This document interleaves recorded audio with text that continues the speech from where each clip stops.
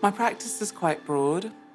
In some ways, I feel as though there can be an urgency or a call in my work to make me work or express myself in a particular way. But then there are the quieter parts of my practice, which are me in my studio, just kind of worrying or working with the material.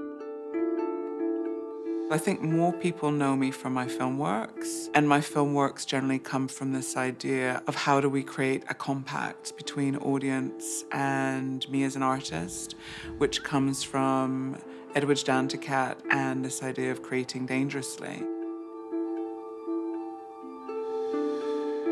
Whenever I've made my films, it's usually been because something is happening in the world which upsets me or worries me or causes me some kind of anxiety that we're not thinking deeply enough about this. And I want to, in some ways, contribute to that conversation.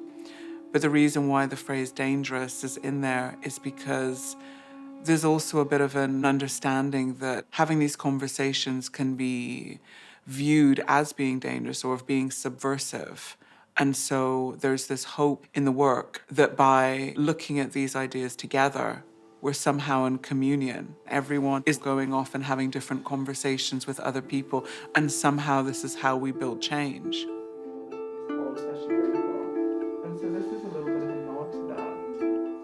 I began collaborating actually outside of Scotland. Maybe in some ways it was necessity, but it was also a way for me to learn about a place, but a different culture. And that was when I was in South Africa.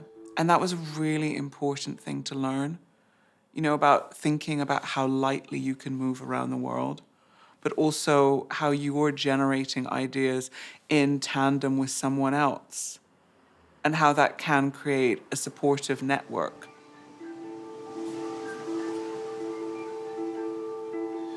When I returned to Scotland, to Glasgow, I was on the committee at Transmission. And that's very much a place of collaboration because everyone is there laboring unpaid and really trying to enact mutual care and understanding whilst building a program of exhibition making. It really opened up my friendship network and my community. And, I met people who are now such a big part of my practice and really make me think about how I make art.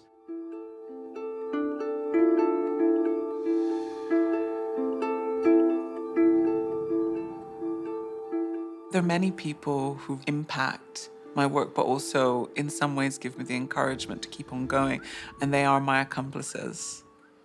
And I chose that word very deliberately because the act of friendship can also be quite subversive. And I like to think about the scheming and loving and working against the system through radical acts of love and creative acts that we bring together. And they're absolutely accomplices. And I am so grateful for all of them.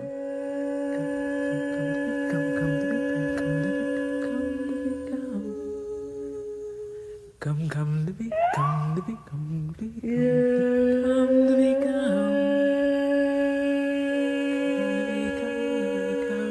come to be, come to be. How did you guys actually meet her? I was about to ask the same question. Great. I mentioned that it was Transmission for me in 2017, and we were just talking. I think it was like the first few times of seeing just even Black people in Glasgow for a long time. That was like when all these different Black women who were like creatives were kind of starting to meet each other at different points. I started to put a lot more efforts and energies into meeting other Black people, especially like Black women who like lived and worked in Scotland. That 2016, 2017 era, I think everyone was in their own individual practices. Mele, I remember I met. I recognized her, I think it was the first Tramway show. Now, as things have grown, it's like I'm like next to Mele in the studio and like literally collaborated on a bunch of projects. And then also seeing of how like Alberta and Mele work together as well. It's like the threads are like tying together really nicely. That's the beauty of it, isn't it? Yeah. Like how like one person can have so many strings attached that those strings then start to attach with each other, and it creates like a 360 cycle. Yeah. Like it's quite beautiful.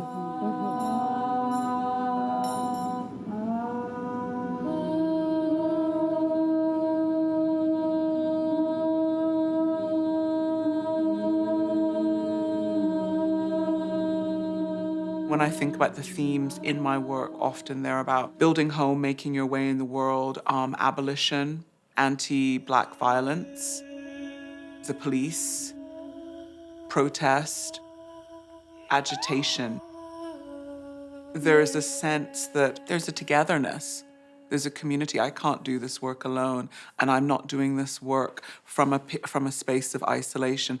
I'm doing it in communion and in community with other people.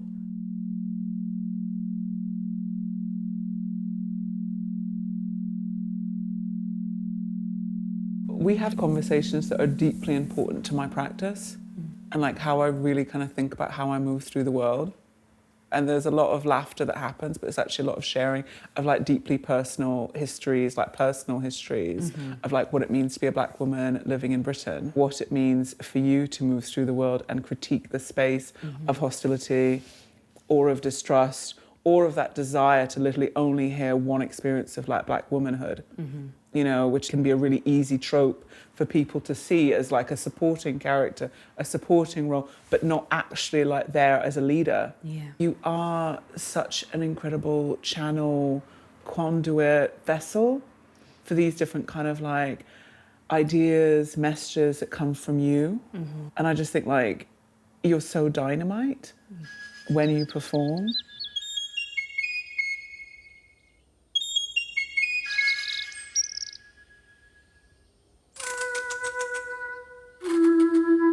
I could really feel how visceral your work was by being a part of it. Art can be challenging to understand, but when you get the opportunity to embody it, you then get to trust how you want to interpret it. Exactly. Because it is about that trust. Like, I totally trusted you when we were doing that. Like, I just knew what's not to trust. This is Mele.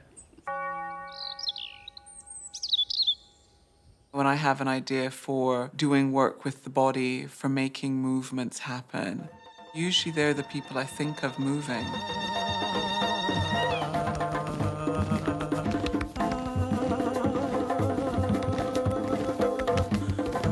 I really enjoy just letting them perform how they want to perform, because they can make really incredible decisions that I wouldn't even know, because I don't know what's in their body and what's in their soul and what's in their heart that they want to share. It's really quite incredible to also give space for their incredible creativity. I mean, they are all quite brilliant, like really, really brilliant, and just really exciting to work with.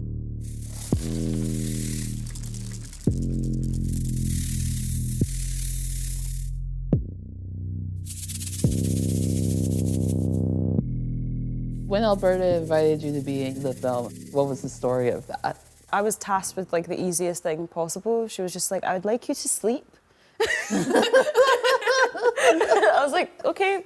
She wasn't there, but like her presence was there. Like, you know, something about honouring her presence and knowing that even though she was all the way in Barbados, she had so much trust in all of us, like to fulfill this, like for her. Even though she wasn't there, I could feel that, okay, I know what she would want from me in this moment. So I was just thinking of conversations that we'd had previously. I could see what her vision was, if that makes sense.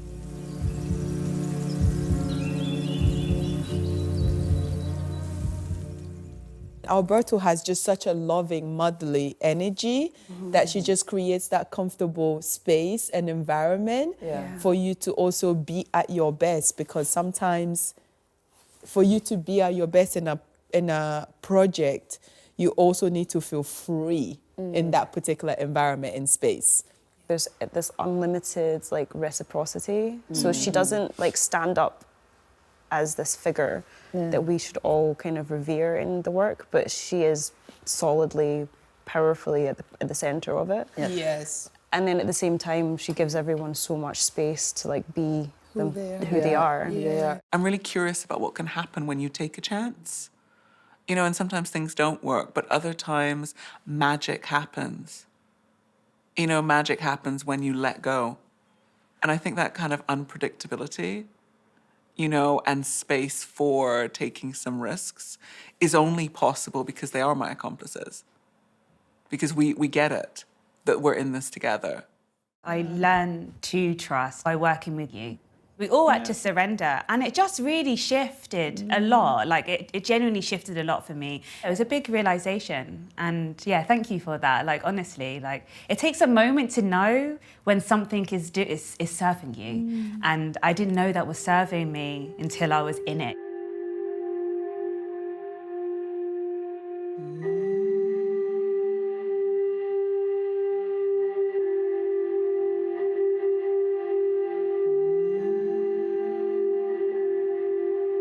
Your instruction was, just do whatever it is that you want to do. And I was like, oh my God, that's actually a really big instruction.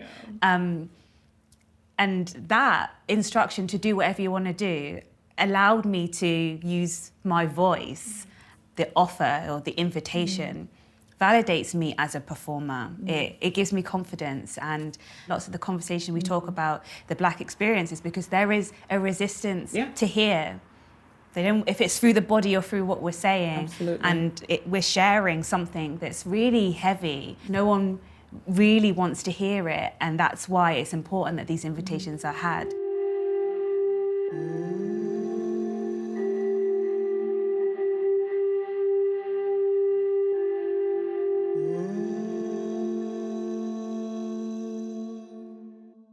I've always been someone who really thinks about sound and thinks also about how it can suggest particular environments and like what's possible. And as a kid growing up in Barbados, my parents were really into music, and so they played music loud. Like, music would just be playing loud, loud, loud, loud, loud, loud, loud, loud, loud.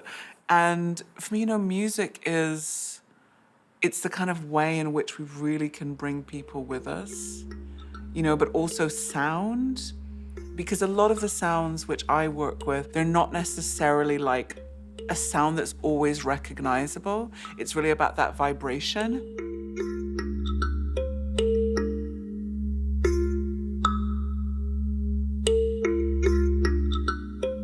I've worked with Matthew and Richy separately, and I'd spoken to Richy initially about kind of like helping with the sound, and he was cool with that. And then Matthew, I was like, I know he's got such an amazing kind of sonic sensibility, and also I wanted it to be bringing someone from the Caribbean. It was really like important to me that Matthew is Jamaican, and when I mentioned Richy, you know, I'm going to bring Matthew in for this, Richy was like, you know, look, I think it would actually be like really amazing if we kind of worked together. And I was like, you know what, let's do it.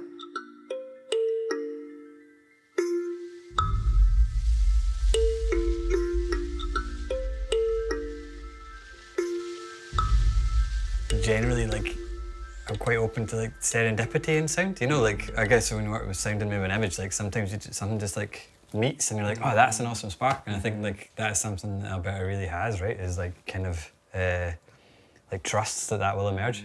It's quite funny because the film is like this linear, you know, there's a progression of like the days of the week, I guess. And also we were spending a week here in the setting of like a jam. You don't really know what's going to happen. You just like, you're sitting, you're listening, you're waiting for something, and you've just been quite open to it. I feel like we already had like not a format to work together, but a format in hanging out. And that's already like quite a nice, easy way to be like, okay, now we're going to do something that is work related. And when it came down to like the final couple of days, you're so involved, like I think both me and you were just like each night at the end of the day, you're just so invested in it. But I don't think the importance of that really started to kick in until maybe like halfway through that week. It was an absolutely joyful week. It was a real dream to do.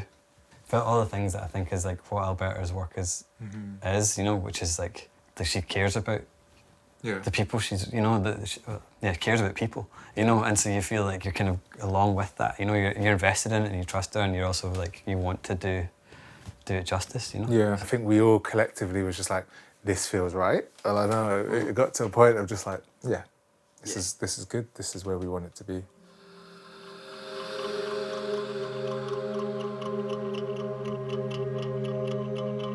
Is this exhalation from your swollen belly enough to move and shake and tremble through our memories of salt. Salt water that I taste now, burning my eyes and closing my throat. I often work with women in my films, especially Black women, because I don't think you see enough creativity from Black women forefronted in cinema, in films, in culture. You know, it's usually a kind of presentation or like almost stereotypes of Black women being behind the scenes as support. And when I think of the images I want to see, they are of the kind of like multitude of experiences of Black women in, you know, different parts of my films. You know, these women are tender, restful, energetic, powerful, warrior-like, but also being themselves. I'm kind of sometimes very hesitant to kind of fall into tropes where Black women are seen as enduring, as long-suffering, as always strong. And these kind of very soft moments for me are really important. Come to be, come to be, come to be, come to be, come to be, come to be, come to be, come to be, come to be, come to be, come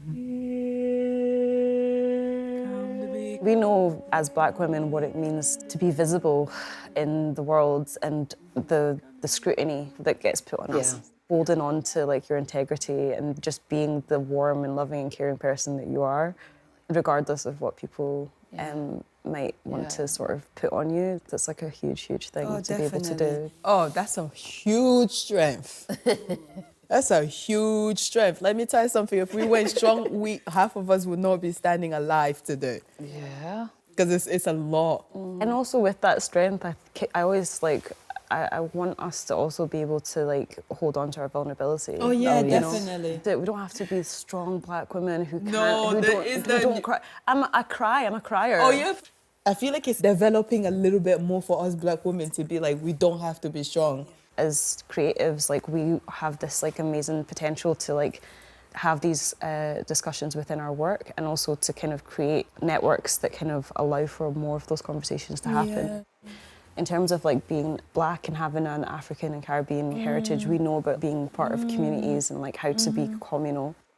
Being collaborative with Alberta, I've just learned so much and grown so much from it. I feel like I came to Glasgow when I was studying, but I feel like I learned, like my lessons came after that and being a part of the journeys. Yeah, and meeting both of you and everybody in the community, that literally it's like they stick with you and they're more significant. We've become this family unit, this like chosen family. This isn't about work, this isn't about like our careers as artists, this is actually like a bigger thing. And it's also so good, so good to have Black girls, Black women working together, because for the longest we were put against each other. Yeah, constantly. For the longest. I mean, look at the beauty of where we're here today from this one person creating work and then all of us being a part of that work and then leading into a conversation.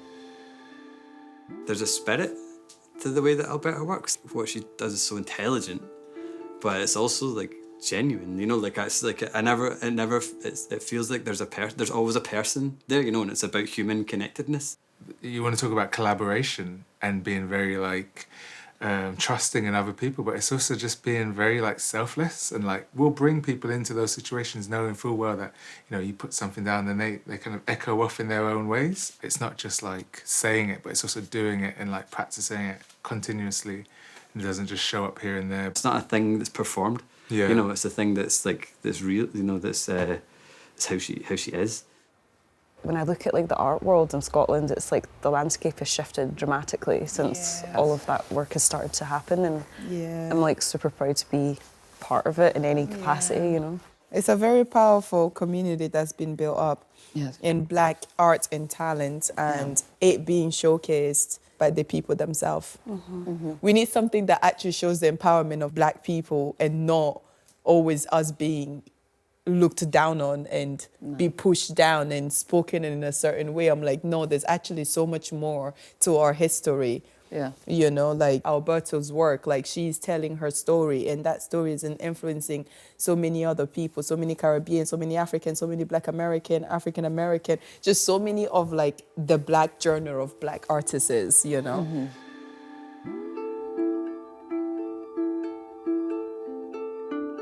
When I make my work, it's generally because I'm hoping for something. I'm hoping for my audience to take in these ideas, to bring their own ideas, their own knowledge, their own expertise, their own interest to my work, to the conversation. We can share in that and recognize each other as participating in some kind of change. But it's also an invitation to create dangerously. I really want the audience to actually feel like making something. You know, that's what I really want. When I go and see museums or exhibitions or a performance or hear a band, the best thing I can hope for is that I'll be like, oh my God, I want to go home and like, I'm going to make this and I'm going to sew something or get a bit of a page going in my sketchbook. And that's what I really hope for, that they do feel like making something when they get home.